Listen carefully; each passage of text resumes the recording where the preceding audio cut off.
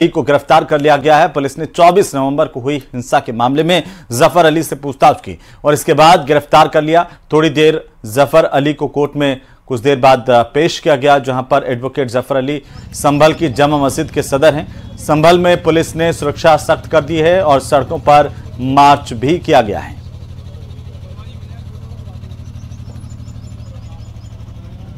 तो सदर जफर अली की गिरफ्तारी हुई है।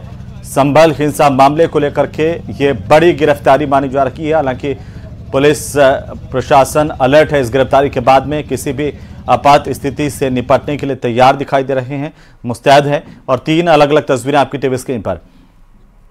तो लगातार पुलिस की तरफ से पूछताछ की गई, उसके बाद गिरफ्तारी हुई है और गिरफ्तारी के बाद कोर्ट में पेश करने की बात सामने आ रही है।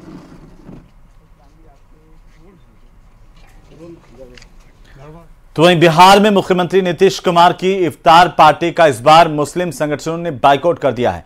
वक्फ संशोधन बिल के मुद्दे पर जमीयत उलेमा ए हिंद और इमारत ए शरिया ने विरोध दर्ज करवाया है। एक खुली चिट्ठी के जरिए इफ्तार, ईद मिलन और दूसरे कार्यक्रमों का भी बहिष्कार करने का फैसला किया गया है। रिपोर्ट देखिए।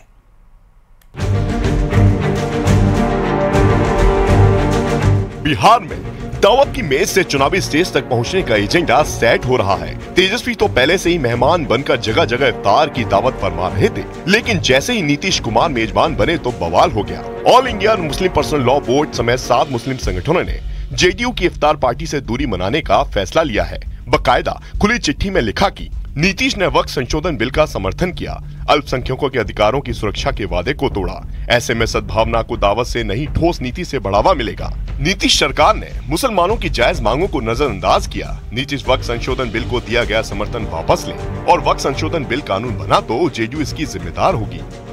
दावत इफ्तार को इनकार करने वाले मुस्लिम संगठनों को जेडीयू नसीहत दे रही है, जबकि आरजेडी को मौका मिल ही गया। कि ऐसा है कि हम लोग किसी मठाधीशों के चक्कर में नहीं हैं। कोई शंकराचार्य, कोई मठाधीश, कोई इससे हमको कोई मतलब नहीं। हम जनता के लिए काम करते हैं। जनता को देखना है कि इमारत शरिया उनका कल्याण कर रहा है या नीतीश कुमार नीति बनाकर मुसलमानों का कल्याण कर रही है। गंगा जमुना तहजीब को खराब करने का प्रयास किया जा रहा है, तो धार्मिक संगठन अपने अपने तरीके से विरोध प्रकट कर रहे हैं। आदरणीय नीतीश कुमार जी का सेकुलरिज्म तो तार तार हो गया, बीजेपी के सामने नतमस्तक है। नीतीश की दावत से मुस्लिम संगठन दूर है, लेकिन तेजस्वी एक के बाद एक दावतों में शरीक हो रहे हैं। टीका टोपी विवाद के बीच तेजस्वी पूर्णिमा में एक और इफ्तार का हिस्सा बने, जहां बीजेपी या जेडीयू की बजाय पप्पू यादव से टक्कर मिली।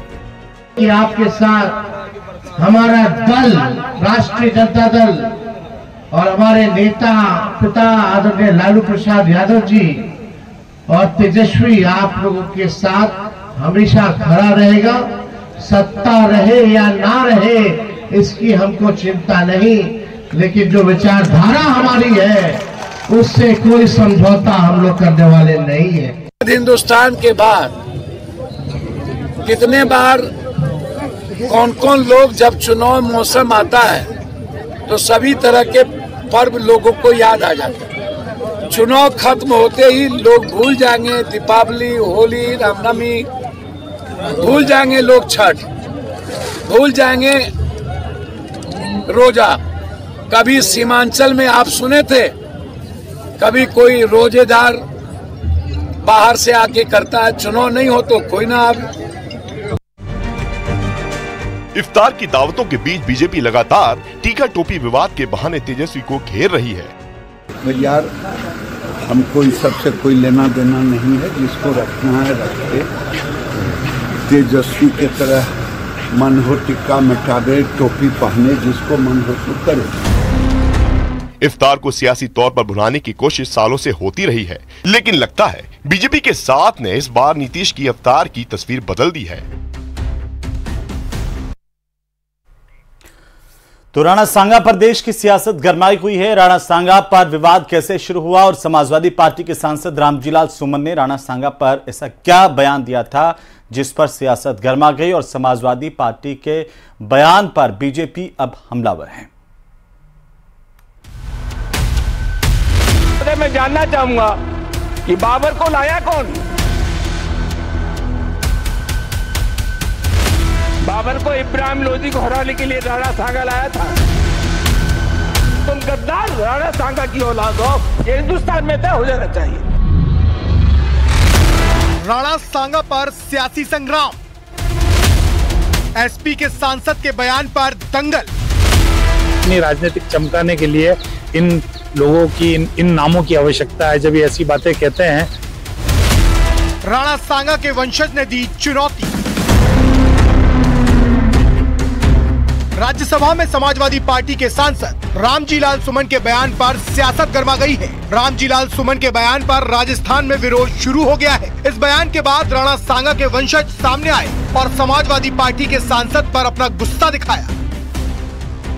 वो कह रहे हैं इतना बड़ा नेता बना रहे हैं, वो बाबर खुद बयाना में महाराणा सांगा से हारा था, तो महाराणा सांगा को किसी की जरूरत नहीं थी। उस समय तो हिंदुस्तान में वही छाए हुए थे, उनके साथ सभी रियासतें जुड़ी हुई थी और हमको गर्व है कि हम महाराणा सांगा की औलाद हैं। उनसे बड़ा देशभक्त, उनसे बड़ा इस देश के लिए लड़ने वाला कोई दूसरा व्यक्ति नहीं हुआ। मुझे ऐसा लगता है कि इनको सबको अपनी राजनीतिक चमकाने के लिए इन लोगों की इन नामों की आवश्यकता है। जब ये ऐसी बातें कहते हैं तो ऑटोमेटिक फेमस हो जाते हैं। मुख्यमंत्री भजन लाल शर्मा ने समाजवादी पार्टी के सांसद के बयान को निम्न स्तरीय बयान करार दिया है और अखिलेश यादव से माफी की मांग की है। चौतरफा हमलों के बीच समाजवादी पार्टी की तरफ से सफाई सामने आई है। ये बहुत ही गलत है। मैं उस राज्यसभा सांसद जो कि बददिमाग कहूंगा, वो तुरंत माफी मांगे इस शब्द को लेकर, माफी मांगे हमारे मेवाड़ के सभी राजपूतों से, माफी मांगे हमारे पूरे राजस्थान के भाई बंधुओं से, क्योंकि आज मेवाड़ या राजस्थान कोई व्यक्ति जाता है ना तो राणा सांगा जी के इतिहास को पढ़ता है, उनके इतिहास को जानता है। जहां तक समाजवादी पार्टी के सांसद के बयान का सवाल है तो निश्चित रूप से वो अपनी बात को आगे स्पष्ट जरूर करेंगे कि वो क्या कहना चाहते थे, लेकिन समाजवादी पार्टी इस बात को महसूस करती है, समझती है कि भारतीय जनता पार्टी वो इतिहास की बात करके वर्तमान के जो मुद्दे हैं उनसे जनता का ध्यान बांटना चाहती है। मैं जानना चाहूंगा कि बाबर को लाया कौन? समाजवादी पार्टी के सांसद के बयान का विरोध बीजेपी ने भी किया। केंद्रीय मंत्री गजेंद्र सिंह शेखावत ने समाजवादी पार्टी के सांसद को अल्प बुद्धि बताया, तो कांग्रेस समाजवादी पार्टी के सांसद के बयान के समर्थन में दिखी। भारत के इतिहास की समीक्षा करने वाले आने वाले आज नहीं 1000 साल तक जब कभी भी समीक्षा करेंगे तो कभी बाबर और सांगा दोनों को तुलना करके एक पलड़े में नहीं रख पाएंगे। कुछ तुच्छ बुद्धि और छोटे हृदय के लोग इस तरह के अपने जो है चर्चाएं करते हैं। मुझे लगता है कि इन चर्चाओं के लिए कोई गुंजाइश भी नहीं है। हिंदुस्तान के मुसलमान का तो इनसे कोई वास्ता ही नहीं है। मुगल बादशाहों ने भारत में आकर शादियां की, हिंदू कम्युनिटी से शादियां की, यहीं मरे, यहीं कब्रें बनाई, यहीं उन्होंने राज किया, हुकूमत की। और निश्चित तौर से ये भी इतिहास का एक पन्ना है कि बाबर को राणा सांगा ने बुलाया था। औरंगजेब के साथ क्या करना है क्या नहीं करना, इससे भारत के मुसलमान का कोई वास्ता नहीं। अब आपको सुनवाते हैं कि समाजवादी पार्टी के सांसद ने राणा सांगा पर क्या बयान दिया था। कि बाबर का डीएनए मुसलमान में है। हिंदुस्तान का मुसलमान तो बाबर को अपना आदर्श मानता नहीं है, वो तो मोहम्मद साहब को अपना आदर्श मानता है, सूफी संतों की परंपरा को अपना आदर्श मानता है। लेकिन सभापति महोदय, मैं जानना चाहूंगा कि बाबर को लाया कौन? बाबर को इब्राहिम लोधी को हराने के लिए राणा सांगा लाया था, तो मुसलमान तो बाबर की औलाद हैं और तुम गद्दार राणा सांगा की औलाद हो, ये हिंदुस्तान में तय हो जाना चाहिए। अगर बाबर की तो आलोचना करते हैं, राणा सांगा की आलोचना नहीं करते। राणा सांगा पर समाजवादी पार्टी के सांसद के बयान ने राजनीतिक हलकों में हलचल मचा दी है। बीजेपी, कांग्रेस और विश्व हिंदू परिषद समेत कई संगठनों ने अपनी प्रतिक्रियाएं दी है। तुम गद्दार राणा सांगा की औलाद हो, ये हिंदुस्तान में तय हो जाना चाहिए। तो वहीं समाजवादी पार्टी के सांसद रामजी लाल सुमन के राणा सांगा पर दिए गए अपमानजनक बयान के बाद बीजेपी हमलावर है। कैबिनेट मंत्री राज्यवर्धन सिंह राठौड़ ने कहा कि सदन में खड़े होकर वीर योद्धाओं को गद्दार कहना सिर्फ एक बयान नहीं बल्कि राष्ट्र के सम्मान पर हमला है। सदन में खड़े होकर वीर योद्धाओं को गद्दार कहना सिर्फ एक बयान नहीं है बल्कि राष्ट्र के सम्मान पर हमला है। महायोद्धा, भारत की शान राणा सांगा, जिन्होंने भारत के स्वाभिमान की रक्षा के लिए सैकड़ों युद्ध लड़े, उनके लिए गलत बोलना अस्वीकार्य है। राणा सांगा साहस और स्वाभिमान के जीवंत उदाहरण है।